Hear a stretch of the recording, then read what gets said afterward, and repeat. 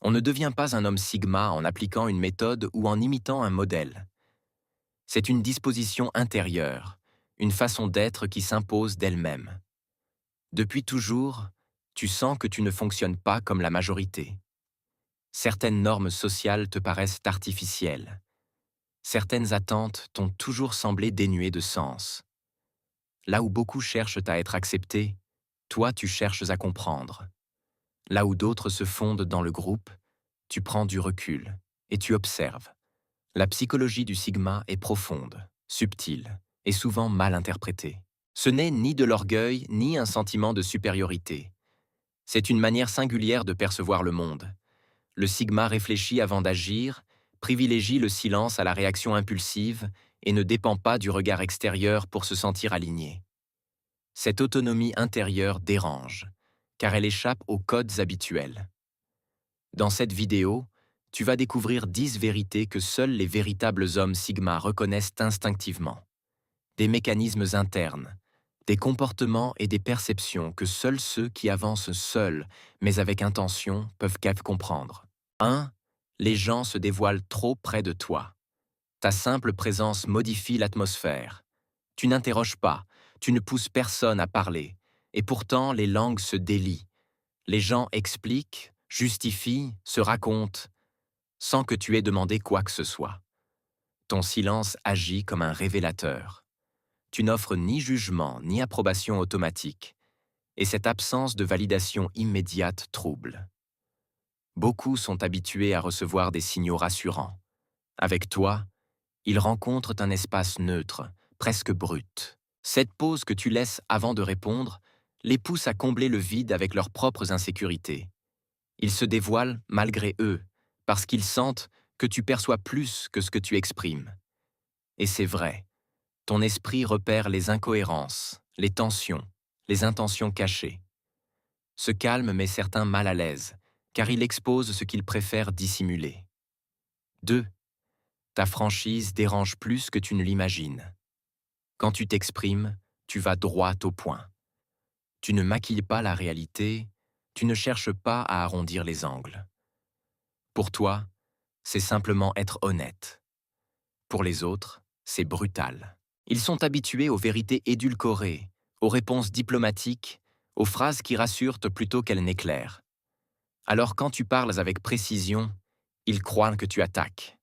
Mais tu ne cherches pas le conflit. Tu refuses simplement de valider ce qui n'a pas de sens. Ton intention est la clarté, pas la blessure. Pourtant, beaucoup confondent authenticité et dureté, car ils attendent de la validation, pas de la lucidité. Ta communication ne protège pas les égos. Elle protège la vérité. Et dans un monde où l'illusion est devenue confortable, cela dérange profondément. 3. Ton respect disparaît dès que l'intégrité s'effondre. Pour toi, l'intérêt naît du respect. Et ce respect peut s'éteindre en un instant. Il ne faut ni trahison spectaculaire, ni drame. Parfois, un simple signe d'incohérence suffit. Une excuse répétée, un principe bafoué, une attitude qui ne colle pas aux paroles. Là où d'autres mettent des mois à comprendre, toi, tu vois le schéma immédiatement. Ce n'est pas de la froideur, mais une lucidité aiguisée. Quand quelqu'un révèle sa véritable nature, tu l'acceptes sans chercher à sauver une version idéalisée. Si le respect tombe, l'intérêt disparaît avec lui, définitivement. Tu ne réclames rien, tu ne fais pas de scène, tu t'éclipses. Et ce silence pèse bien plus qu'une dispute, car il marque la fin d'un lien que rien ne pourra restaurer. 4. Le conformisme te met en alerte. Quand tout le monde acquiesce trop vite, quelque chose se tend en toi. Ce n'est pas de la provocation, mais une intuition profonde. L'absence d'analyse, le manque de réflexion, la répétition mécanique d'une idée simplement parce qu'elle est populaire. Tu observes comment certains modifient leurs opinions pour s'intégrer, comment ils sacrifient leur discernement pour appartenir au groupe. Cette dynamique t'inquiète, car tu sais que la vérité ne naît jamais du confort collectif. Lorsque tu poses une question, on te voit comme un obstacle. Lorsque tu exprimes un doute, on te traite de pessimiste. Mais tu sais que penser par soi-même dérange toujours ceux qui préfèrent te suivre sans réfléchir. 5. Tu préfères l'authenticité au confort social. Pour beaucoup, être accepté est vital. Pour toi, c'est optionnel. Il t'arrive de voir des situations où tu pourrais simplement hocher la tête, dire ce qu'on attend, arrondir les angles. Ce serait plus simple. Cela éviterait les tensions, les silences lourds, les regards qui cherchent une approbation. Mais tu ne peux pas. Il y a en toi une ligne intérieure que tu refuses de franchir. Te renier te coûte plus cher que d'être mis à l'écart. Tu préfères perdre une place dans un groupe plutôt que perdre ton alignement. Tu sais qu'une appartenance obtenue au prix de ta vérité n'est qu'une cage bien décorée. Et tu n'es pas fait pour vivre enfermé. Quand tu restes fidèle à ce que tu penses, même si cela t'isole, tu ressens une paix profonde. Certains appellent ça de l'entêtement. Toi, tu appelles ça de l'intégrité. Être rejeté blesse, mais te trahir te détruit. Et tu refuses ce prix-là. 6. Les règles n'ont de valeur que si elles sont logiques. Tu n'as jamais suivi une règle simplement parce qu'elle existe. Très tôt, tu as eu besoin de comprendre le sens derrière chaque directive. Si une règle protège, structure ou améliore, tu la respectes sans difficulté. Mais si elle est vide, incohérente ou dépassée, ton esprit se ferme. Ce n'est pas de la rébellion, c'est de la cohérence. Obéir sans comprendre revient pour toi à éteindre ta pensée, et tu refuses de fonctionner en pilote automatique. Tu observes comment beaucoup suivent des consignes par habitude, même lorsqu'elles n'ont plus aucune utilité. Toi, tu questionnes, tu analyses.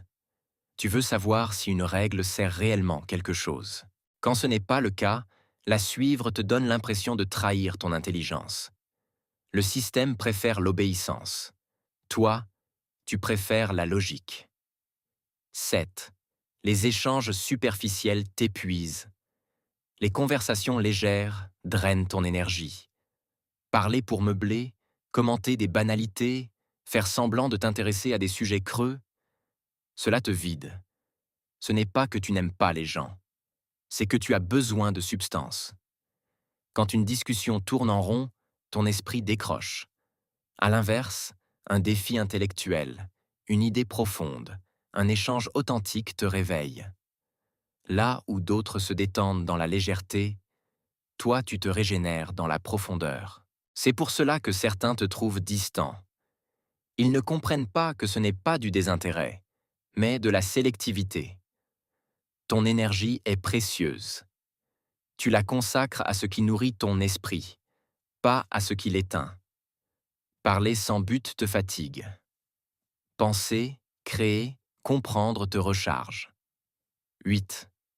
Tu débats pour éclaircir, pas pour dominer. Quand tu entres dans une discussion, ce n'est pas pour imposer ton point de vue, c'est pour explorer, comprendre, affiner. Tu es prêt à abandonner une idée si une meilleure apparaît. Pour toi, changer d'avis n'est pas une faiblesse, c'est une preuve d'évolution. Mais cela déstabilise. Beaucoup débattent pour gagner, pour protéger leur ego, pour défendre une position même lorsqu'elle ne tient plus. Toi, tu n'as aucun problème à ajuster ta pensée. On te croit contradictoire. En réalité, tu es simplement honnête avec ce qui fait sens. Ton objectif n'a jamais été la victoire. Ton objectif, c'est la clarté. 9. Sans sens, tu n'avances pas. Les motivations superficielles ne fonctionnent pas sur toi.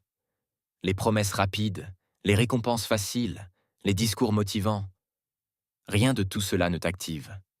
Tu as besoin de comprendre pourquoi quelque chose compte. Sans signification, ton énergie s'éteint. Tu peux avoir du talent, du temps, des capacités. Mais sans raison profonde, tu restes immobile. En revanche, quand tu trouves un sens réel, tu deviens inarrêtable. Tu peux travailler des heures, traverser les obstacles, supporter la pression. Non pas parce qu'on t'y pousse, mais parce que tu es connecté à quelque chose d'authentique. On te croit paresseux quand quelque chose ne t'intéresse pas. Ils ne voient pas que, lorsque quelque chose résonne, ton intensité dépasse celle de tous les autres. Ton moteur n'est pas la motivation extérieure, c'est la signification intérieure. 10. Ton esprit analyse tout, même quand tu voudrais l'arrêter. Tu ne réfléchis pas parce que tu le décides. Tu réfléchis parce que ton esprit fonctionne ainsi. Tout passe par des filtres, des liens, des schémas. Là où d'autres vivent en surface, toi tu plonges automatiquement. Tu vois les causes, les conséquences, les dynamiques invisibles. Ce n'est pas un effort. C'est ta nature. Parfois, tu aimerais pouvoir débrancher, profiter sans analyser. Mais ton esprit reste actif, même dans le calme. Quand les autres se reposent, toi tu observes. Quand les autres acceptent, toi tu questionnes. Certains te trouvent intense ou compliqué. Pour toi, c'est simplement exister. Tu ne cherches pas la profondeur. La profondeur te trouve. Être Sigma n'est pas une posture. Ce n'est pas un rôle, ni une stratégie. C'est une manière d'être que tu n'as jamais vraiment choisie. Ce n'est pas être supérieur. C'est être fidèle à soi-même dans un monde qui récompense la conformité. C'est marcher seul quand il serait plus simple de suivre. C'est penser par soi-même quand la majorité préfère obéir. Et une fois que tu acceptes cette nature, tout devient plus clair.